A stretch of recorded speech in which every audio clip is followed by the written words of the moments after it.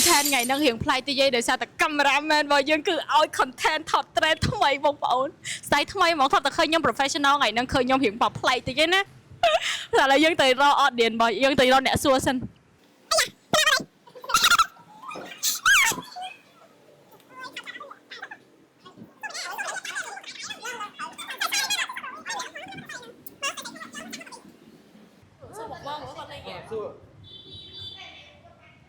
បងលេងហ្គេមយកលុយអត់បងតោះសុំម្នាក់បងហ្នឹងហើយលេងហ្គេមយកលុយនៅមុខហ្មងនេះចង់បានលុយអត់បានទាំងអស់បើសំដួល 5000 មកសំដួល 5000 មកបងក៏បានបងស្រីក៏បានបងប្រុសក៏បានអានេះយើងសួរក្រៅសិនបងនិស្សិតនៅសាកលវិទ្យាល័យតើអីបងចាឆ្នាំទីម៉ានអីបងឆ្នាំទី4ឆ្នាំទី4ឥឡូវយើងចូលដល់សំណួរពិសេសរបស់យើងមកសំណួរ 5000 រៀលអូខេអញ្ចឹងសំណួរទី1ឆ្លើយត្រូវបាន 5000 ណាបង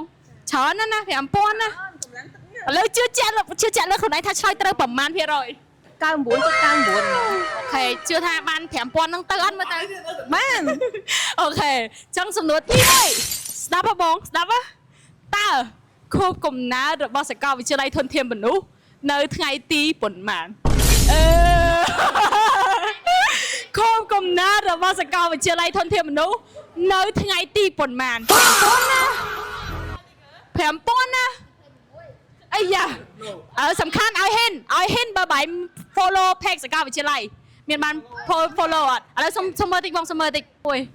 ឥឡូវយើងឲ្យហ៊ិនគាត់ដោយសារគាត់បាន follow page របស់សាកលវិទ្យាល័យឥឡូវខ្ញុំឲ្យជំរើសបងពីថ្ងៃហ្នឹងដល់ថ្ងៃ20តើថ្ងៃកំណើតសាកលវិទ្យាល័យធនធានមនុស្សនៅថ្ងៃទីប៉ុន្មាន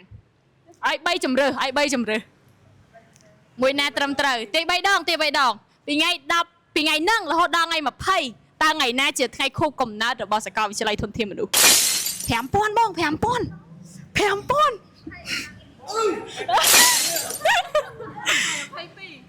អត់ទេបងអត់មានតែធំថ្ងៃហ្នឹងដល់ថ្ងៃទី20ច្រឡំថ្ងៃហ្នឹងតើថ្ងៃណា 5000 បង 5000 លុយតើថ្ងៃណារើសមួយបងលេខហុងស៊ុយថ្ងៃ12ថ្ងៃហ្នឹងថ្ងៃ